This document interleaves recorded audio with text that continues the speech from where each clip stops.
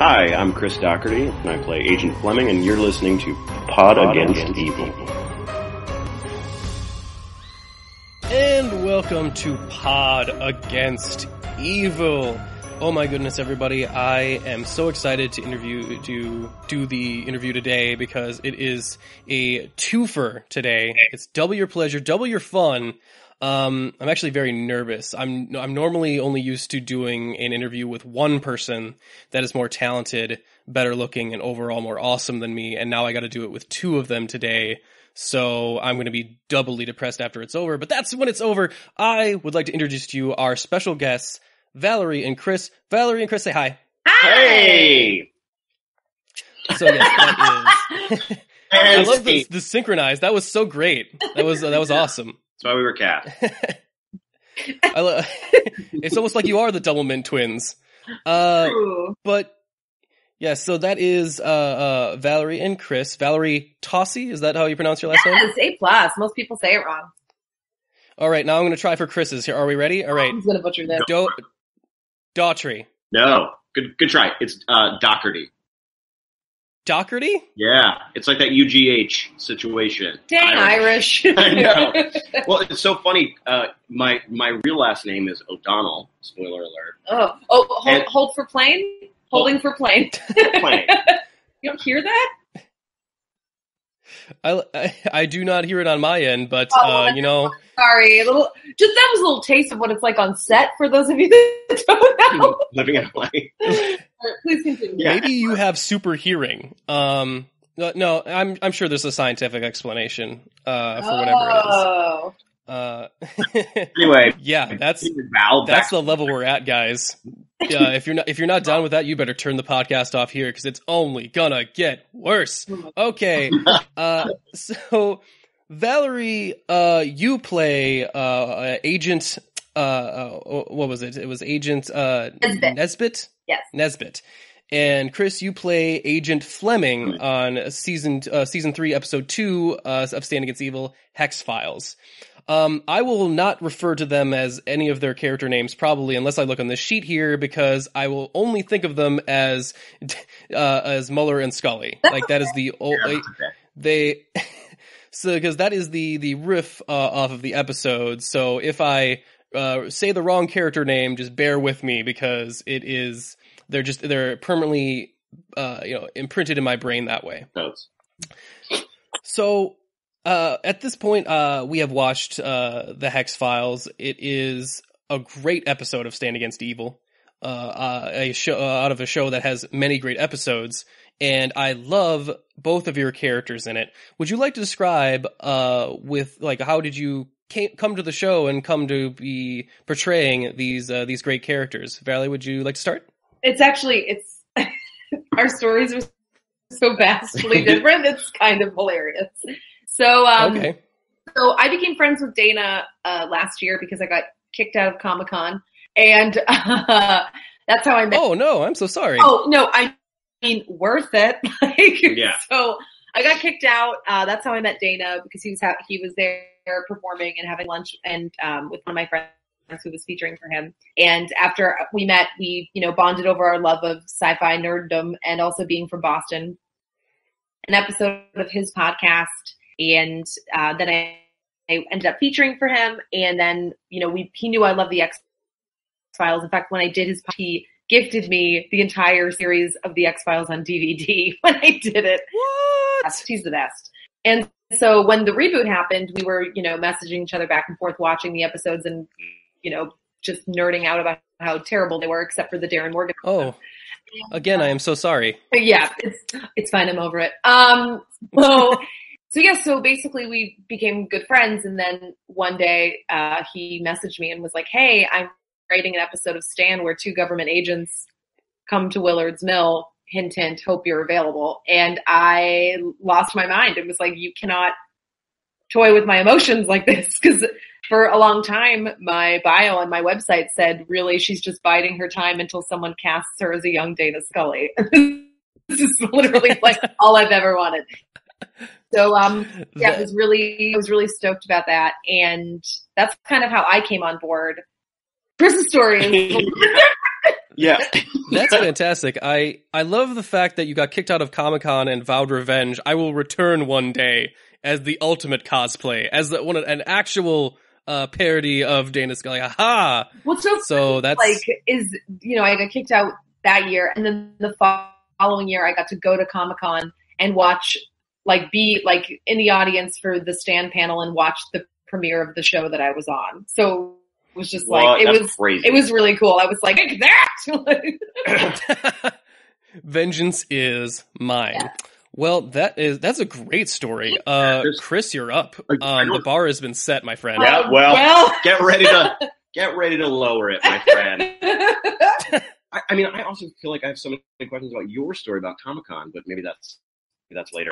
The short story is that I did not have a badge. A friend let me borrow their badge. I got caught with a badge that wasn't mine, and they tried to really, they were asking me to pull up my Facebook profile and all this stuff to show that the name matched on the badge, and I kept coming up with lies and ran away. Sure, the old run. The old run. Let me just check my purse. Oh, it's in the car. I was like, my ID's in my hotel room. And they're like, well, what about your phone? Can you pull up your Facebook? I was like, my phone's dead. I've been at the con all day. Oh! Also, what's Facebook? Wow, I'm so glad we lost a lot of your credibility. I don't know why. I just assumed it was some sort of injustice, but no, you were just cheating. Yeah. So that's no. That's interesting. Cheating. Yeah. Yeah, and I'm proof that sometimes cheaters can win. No, if that's not a message to tell the kids, I don't know what is. Whatever. They're going to learn it someday. Chris, how about you? And for me, it just was an audition. I self-taped myself because the show was obviously shot in Atlanta. Yeah. And, that's exactly how it was. I didn't know Dana. I didn't know Val. I didn't know the X-Files. I've never seen an episode. I could have fully. She was ready to choke me. Look, I've seen, clips, and I really don't think I've ever seen a full episode of the X-Files. Now, Buffy the Vampire Slayer, all of them. Okay, well, but something like it feels weird how I kind of missed the boat on X-Files. Oh, I see. No, I like it that we have a true X-Files believer and a non-believer as the pairing. That's a non-believer. No, it's too late. You dug your own grave. Yeah. What's so funny is, when I found out that Chris got cast, we both found each other on social media because we're creeps. And Twitter, yes. And so we found out that we actually lived really close to each other. And so we were like, let's meet up before we go to Atlanta and read through the script together. So we met up for coffee, and that dropped the bomb. I'd never actually seen the episodes. And I was like, I might leave you at this coffee shop. Well, it feels like I've never done that before with anybody else that I've ever worked with. Like, hey, should we get together? I think you were the one who I offered it because I'm a psycho. Yeah. No, but it made sense for this, especially when you get cast in something, you're just kind of thrown on set, and it's like when you're rehearsing, it's for TV, everything's so quick. Mm-hmm. So you never even really rehearse the chemistry or the relationship or any of that. It's more for the camera, lights, and you do a little bit just to kind of get it out with the other actors. But I thought for this in particular, because we were supposed to have we're kind of a unit, a chemistry, and obviously quote unquote years of a relationship where we're playing people that resemble Mulder and Smith. I thought that was a really great idea, and I feel like it helped. 100%. Yeah. Well, because we were both nervous too going in, and I'll be a nerd about it. This was the biggest thing that I was going to do up until this point. And so I was nervous going because, it's almost even more nerve-wracking being friends with Dana because it's can't disappoint Dad. You know what I mean? I didn't want to make a job. For sure. And so it, knowing each other going in and being comfortable with each other and all that, I think was definitely beneficial. Yeah, because sometimes when especially we were flying to Atlanta, you don't know anybody normally. Guests on shows, sometimes people talk to you, but it's every series regular is just such a family by then. They know all of the crew. It just feels like a piece of it, and sometimes you're just thrown into the makeup chair hello. Yeah, hope you get along with everyone. Yeah. Here I am, it's me. Yep. Everyone's like later. I know. But it was great. It was also great that you knew some people on the show. Yeah, like so that was great. Yeah, it was really fun.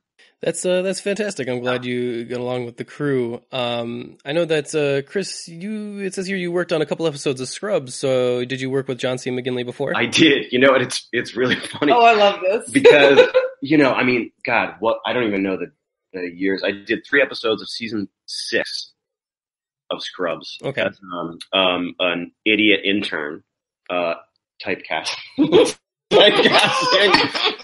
Right there, and one of the I had a couple other but one of the episodes was a very specific scene with John, and it's where the interns were in charge of out stitches, and the bit was pretty funny. I still laugh at it.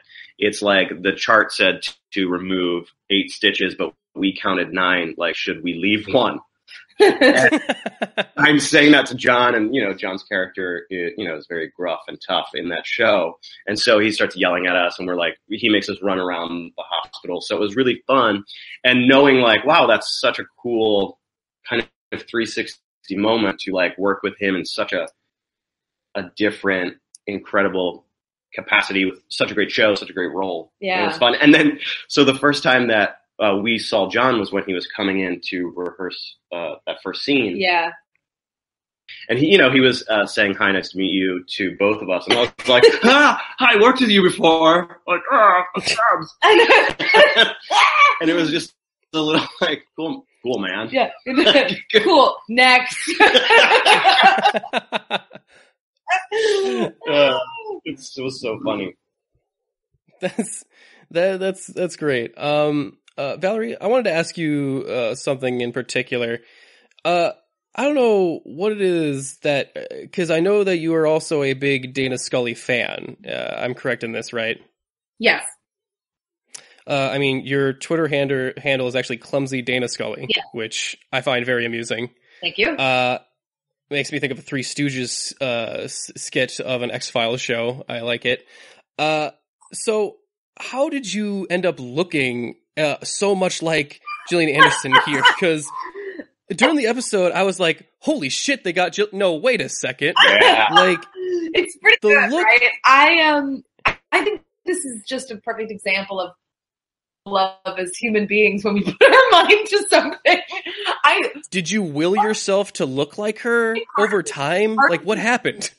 Part of me wonders if I just manifested that, because I've loved her for a long time. I mean, I started watching the show when it came out in '91, and I used to watch it when I was little with my dad, and I loved it forever. And sorry, spoiler alert, I'm not totally a natural redhead, and but it's pretty close. And so it wasn't until that they cut my hair, really, because I cosplayed as her at the Phoenix Con last year, and Dana had seen that photo too, which I think is another reason why he had the idea.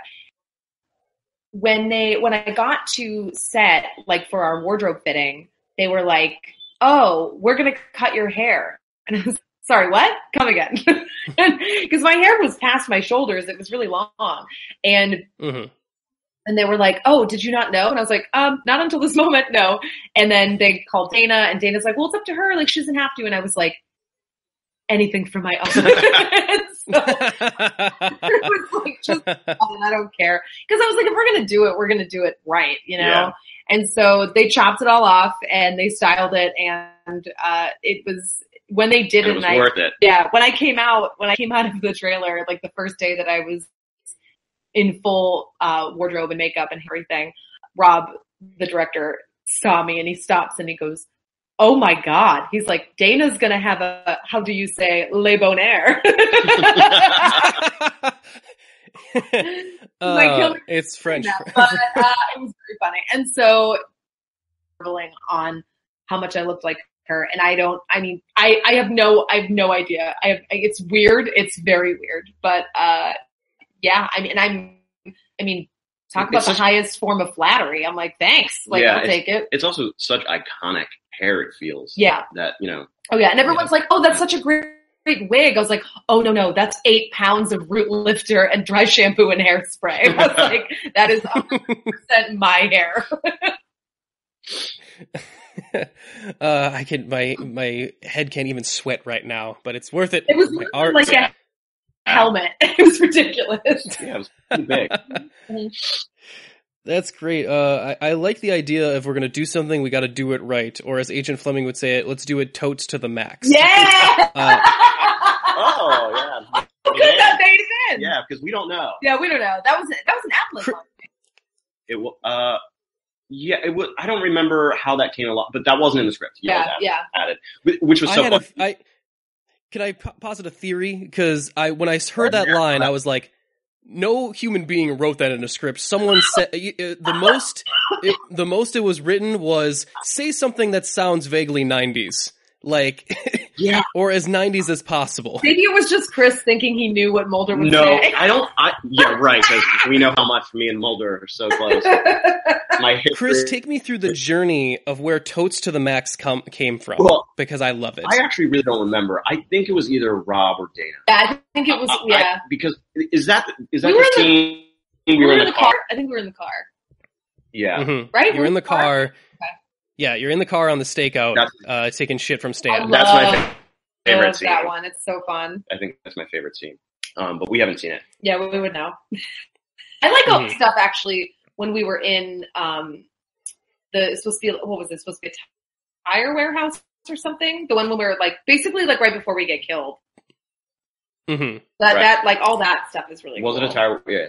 Well, because it changed. They kept giving it different location names. Oh, you're right. In the script, it was a tire. Yeah, because they kept giving when we saw different versions of the script, they kept changing that final location. Which I was like, where did we end up? Yeah, where did we end up? Well, did they keep the line in that people don't use tires anymore?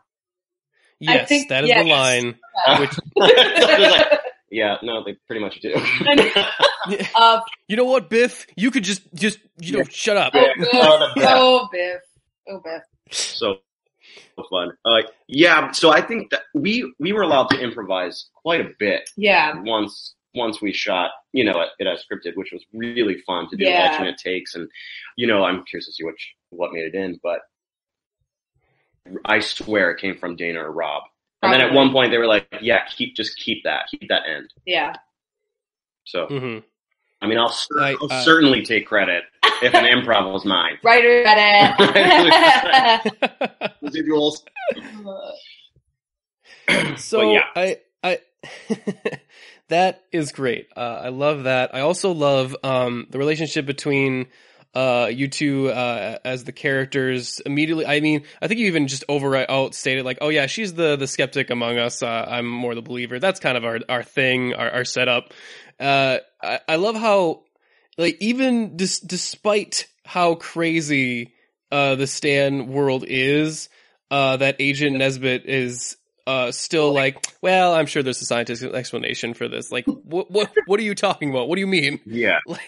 Especially I forget the one line was we fought shape-shifting owl-human hybrid last week. Yeah, human hybrids, yeah. What more does it take? What's it gonna take, Nesbitt?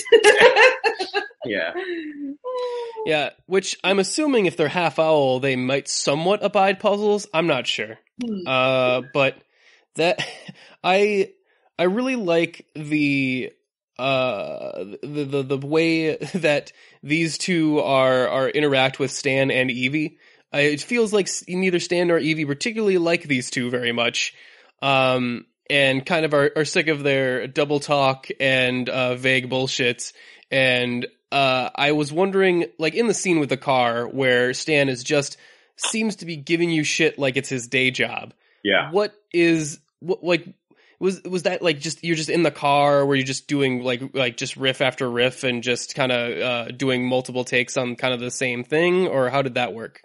It's so interesting in shooting in a car, especially because first of all, we're outside and it is 100 million degrees, because we're in full getup and it's Atlanta and it's June and it is just horribly oppressively hot. And you need air conditioning on. You can't have the any car's fans. not on. Plus, look at that car. There's clearly no air conditioning in there. But because of audio, yeah, the mics would pick that stuff up. Yeah. And so the way that they did it is they had to have, I think, 2 cameras going, and they were doing like, because they have to do so many takes. So they do like the wide, then they're doing all individual coverage. Yeah. And so there's so many opportunities to play around because you're doing just so many takes. And that scene in particular for me, I mean, I don't know what made it into the final, but it was very technical of the sort of timing and a lot of dialogue. So that was, that was the day that you were a little like, dude. Like, no one talks to me. There's a lot of words in my head. The first day of our shooting, right? No, not the cars. The cars was no. Are you sure? Yeah. I thought it was. No. All right. Oh, I see what you did there. I said stand, not Stan. Although everyone, whenever I tell them what show this is, they're like, Stand Against Evil? I'm like, no, Stand Against Evil. I got introed the other day on stage, and somebody tried to give her my credit. You can see you're on the upcoming season of Stand Against People.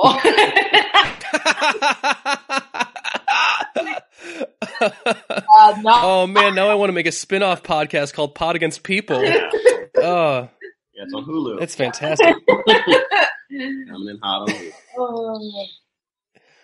Well, man, I was doing a scene like that in the car. Your question. Like, that sounds... I mean, I'm not Dana Scully, so I'm not actually a medical doctor. So, but I would think that that's just, like, really rigorous. Was that, like, the hardest day on set then? Yeah, I mean, it's not so bad. I mean, it's not like we had, like, crazy makeup on or crazy head stuff. Like, or something. Didn't we? Well, you did with your hair, but, like, calm down, it's hairspray. Easy. Well, you're looking like, well, you wear those overcoats, and I'm not sure how warm those are. Yeah, that's what I was really going to say. Yeah, that was hot, but we were lucky because we had a lot of layers. Yeah, we did a lot of layers. But our stuff too. I think a lot of our stuff was indoors. Our stuff outside wasn't that bad. Like, no, because there's the scene where we're like, when we get to Stan's house when we're outside, but then we're ushered in pretty quickly. Yeah, and the car stuff was probably the hottest. That was the hottest. There was a lot of rain when we were there too. Like it was pouring a lot of the time that we were there. I don't even remember. Really? Yeah. Are you having like a fugue state? I don't know. What show was I on?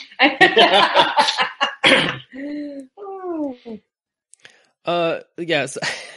I love the outfit, the coats. I have a couple questions related to them. 1, do they let you keep them? 2, did you steal them anyway? 3, is there an extra one I can have?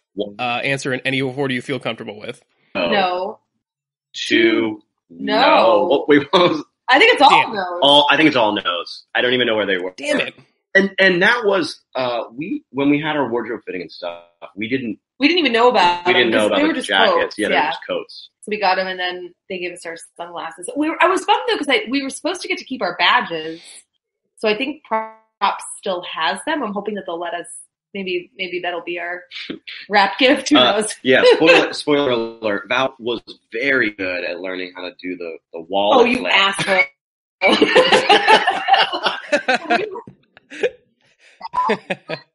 Chris had it down. I just mad. Seconds. I fucked it up so many times. We had to do so many takes of that because I kept flinging it and it was. Well, it's tough when there's something so tough. I don't even know if that made in the sort of wallet gag. Yeah. But it's tough when you are just kind of playing with something like that. Or you're supposed to shoot it. Yeah. Also, we were supposed to do it simultaneously. Yeah. and also be like real cool about it. Like we've done it 4,000 times. Yeah. Like, oh, this is just old hat. And I'm like, I am not dexterous. I am not. Like, why are you trusting? Well, it could be easily explained away as it could be a tip off that you're actually demons in disguise and you aren't used to it.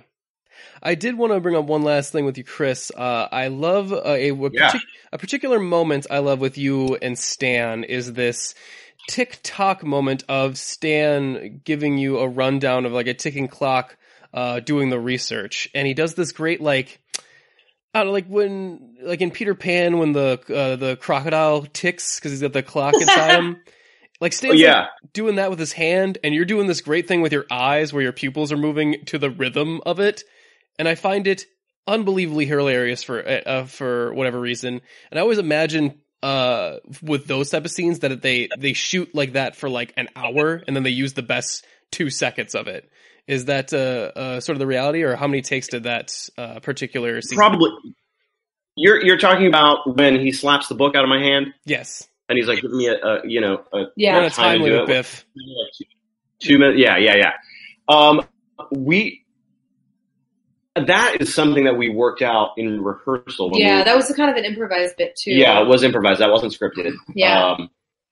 And yeah, I think we did maybe like 3 or 4 takes of just like kind of, ramping up the intensity. It was probably, knowing me, there's probably some real broad moments. Like, hey, take it down, bro. But, just messing, the tone is so specific here that, and with our characters, it's like it still had to be believable, even when there are moments when we're sort of growing that. Yeah. I don't know that. I don't know the word, but. Well, I think John also is such a broad character and actor that for you to even, I don't even know if it's possible for you to surpass his energy. Right, but I'm saying, but for us as believable, hashtag Flesbit characters coming in, rocking in, we're playing against that sort of world. Right. To then, it was just an interesting moment when you're talking about is this too broad as we get into the TikTok, and the panic of me trying to flip and read as fast as possible.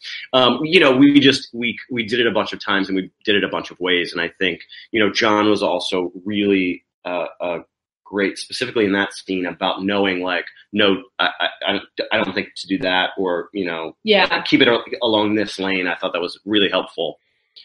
No, I thought it was really great. It was the exact right level. It's big enough to where it really catches the eye, but restrained enough to where The Rock doesn't sue for copyright for your eyebrow work. Right. Yeah. So that's so funny that you say that. It took in my audition there was one eyebrow move that I took. Do you remember that? There was oh, I have to see it. It was eyebrow work. Yeah. Oh, this is great. That's how I booked it. This is great on audio. Actually, I don't know if I ever told. Maybe I told you this when they were trying to cast the Mulder character. Because you were on the inside. Yeah, I was on the inside. Dana was like, "I think this is who we're going to go with," and sent me Chris's audition tape, and I got to see it, and I was like, "He's so good!" Oh. I'm it was, and his eyebrow work was flawless. That's when you're looking for a Fox Mulder. That's what you look for. Eyebrows. What's my initial thought. I wouldn't know because I've never seen that. I know everyone's going to think we're crazy because this is airing after the episode and we just haven't seen it yet, so we just sound like lunatics because we're did that make it in? And we're too busy to watch our own episode. And it's no, all we want to do is see it because we shot it 4 months ago. Yeah, that's true. This was a long time to wait. Yeah. Not all of us can be special enough to get super secret screener copies. That's for sure. I know. How about it? PR. I know. PR packet. I know. McGee. Oh, not fair, unfair, whatever, unfair. Nick. It could be that I'm just more trustworthy with you. I'm not sure. Maybe piss some people off. That checks out. That's true. That would be posted immediately. Yeah. Every social media handle. We don't know how the torrent leaked. We have no idea. Valerie, I also wanted to ask you one last thing about a particular relationship you have with our favorite character over on the pod, Denise. Sure. Yeah. I just saw Deborah yesterday, funny enough. Oh, where'd you see her? At an audition. Oh, cute. Yeah, so fun. She's so nice. Yeah. Anyway, back to Val. She's almost protecting me. She's almost too nice in this episode in which she develops this borderline single white female obsession with Nesbitt's character, which is very concerning. I'm not sure exactly if it's just because it could be just another female authority figure, but you figure Evie is a female authority figure in the town, and she didn't get glommed onto when she first rolled into town. Is there anything specific in your mind? It is so funny. I love that joke. Well, I wonder too, and this is just me speculating, but I wonder if maybe because Stan kind of just, basically has no, at the beginning has no respect for Evie when she first comes into the picture. Mm-hmm. So I wonder if that kind of led onto what Denise thought of her, where now it's you can tell that Stan's intimidated by, and Evie too, intimidated by our presence there. So I wonder if maybe that's or also it's just a hilarious thing that she does glob onto my character and not Evie's is also just really funny. And intimidated might not be the I don't know. Yeah, maybe not intimidated, but or just so confused. Yeah, like why are you here? These, No. people who think they know it all. Yeah. That's great. So, Valerie, being that you are an X-Files fan, I was wondering, is there any X-Files episode or monster for the Stan fans to check out that's very, like, Stand Against Evil like, or one that you would think might fit the tone of our listeners here so they could check out? So get them hooked on X-Files. Sure. Okay, so nothing gives me more pleasure than talking about this. I think Stand Against Evil people, if you're going to watch the X-Files, if you're unfamiliar, some of my favorite episodes, one of my faves is an episode called Bad Blood, which is in season 5. I forget what number it is, but it's written by Vince Gilligan, who wrote Breaking Bad, and it's a really great episode. A lot of the episodes are pretty serious, and that one has a really big comedic tone to it, and it's very, very funny and very well done. Luke Wilson is also in it, so definitely check that episode out. If you're looking at the rebooted seasons, they're not great, but there is one really amazing episode that's in the most recent season called The Lost Art of Forehead Sweat. I know. Okay. That one's written by Darren Morgan, who writes a lot of the really amazing episodes from the X-Files. And it's I'm sold from the title alone. It's awesome. Like, he green screens himself into old episodes of the show. It's so funny. So, like, that one's really great too. And if you just want like a really good Monster of the Week episode, in the first season, there's one called The Host, and that's the episode with Fluke Man, who's like the dude that lives in the sewers. And that is written by Darren Morgan as well. And also the monster is played by Darren Morgan. So you should check that out as well. Pushes glasses up on nose. Fantastic. I have not seen Bad Blood, but I can only assume that that's what the Katy Perry music video is based off of, or Taylor Swift. I'm sorry. I think that's true. Yeah, totally. so I'm definitely into it because that is my jam. I would like to have you guys promote any upcoming projects you have. I know, Valerie, you have the Mermaid Comedy Hour, which is representative of an underappreciated class of people in comedy, which are half fish people, which I feel are just not represented enough in Hollywood. Or it could just be diversity. That's all we ask. Or it could just be badass female comedians. Of course, Chris, jump in with anything that you or any upcoming projects you might have. I recently just shot a really, really, really, really cool movie. I mean, hopefully I haven't seen it, but it was with... Chris just doesn't watch anything he's in. He's like Johnny Depp. Oh, yeah. Me and him are so similar. It is, I think it's now titled Vice. It used to be called Backseat. It's a movie with name drops galore: Christian Bale, Amy Adams, but directed by Adam McKay.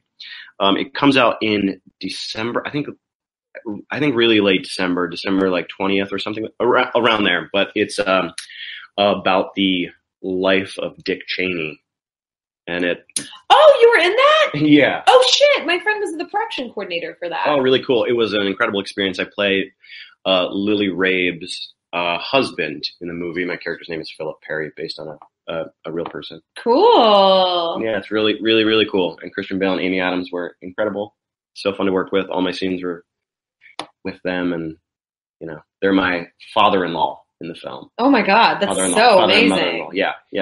I mean, I don't have a pivotal part. I'm just kind of around when all the family's together, but it was really an incredible experience. Badass, Chris. Much cooler than me. All right, Valerie, how about you? God, I don't even know what I have going on. The show that you're talking about is the all-female show that I run monthly at the Improv called the Mermaid Comedy Hour. I'm taking it to Portland, Oregon next week for the All Jane Comedy Festival, which will have already happened by the time this airs.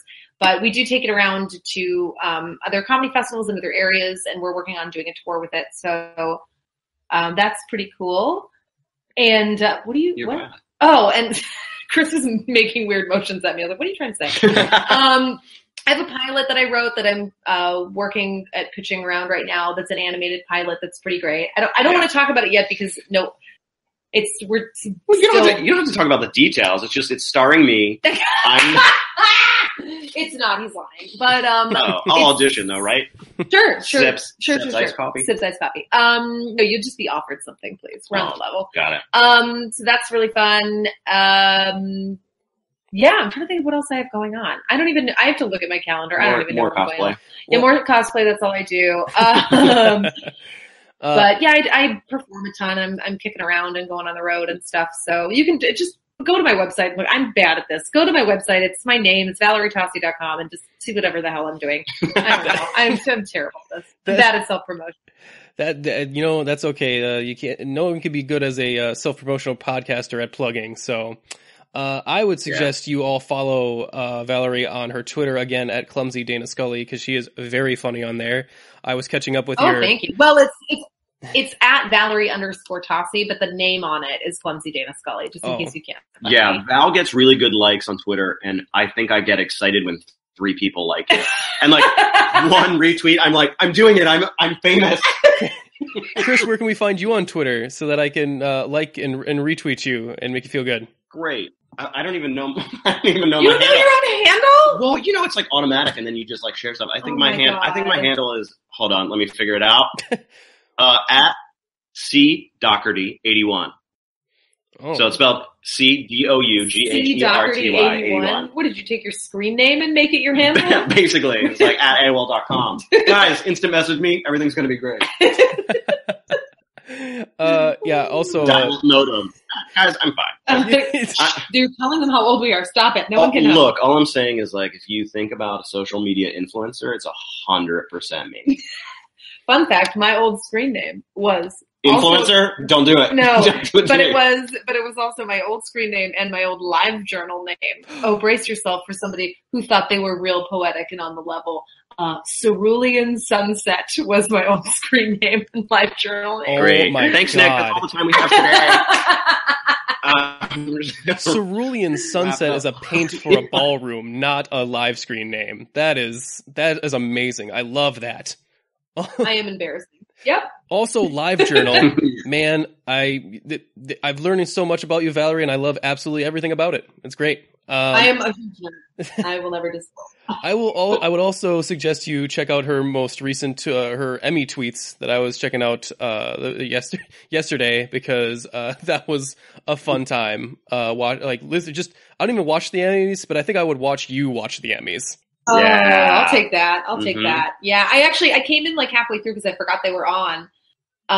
Because some of us weren't invited to all the parties and stuff. Well, also it started at like 3 p.m. Did it start that early? No, it just was so weird with the time difference, and then all of a sudden it's a Monday. Is this the first time it was on a Monday? Yeah, I don't know why it was on a Monday. It's normally on a Sunday, isn't it? That's when usually the award shows are. Yeah, I don't know. Yeah, I was sitting on my couch in my pajamas, eating horrible flavored tortilla chips and live tweeting the Emmys. Cracking the tweets. Just living the Hollywood dream. Did you say cracking the tweets? Yeah, I've heard that. I've heard cracking the. No, yep. I haven't. Yep, that's exactly what it is. Yep. Follow him on social media. Yeah, He's killing it. I'm killing it. It's going to be a blast. So many jokes. Well, I'm going to work on starting that hashtag by the time this interview comes out, and by then it'll be a real topical reference. I am so glad to have had you guys. Thank you so much for coming on the show. We are eternally grateful. Oh yeah, if anybody likes our stuff, we have a hashtag that we've been trying to get started. The show hasn't even come out yet, but once it does, I guess it has. Yeah, well, it has. It has now in this life. In this world.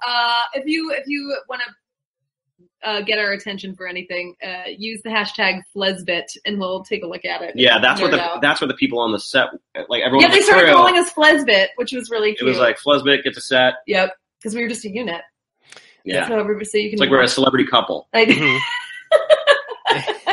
Is Brangelina, Benifer, and Flesbit. Yeah. That's exactly right. Sorry, Nick. You can end your podcast now. I kind of jumped in. I'm actually, I'm okay with just going on forever and never ending this. Just, but at your suggestion, I think I will try one more time and see if I make it.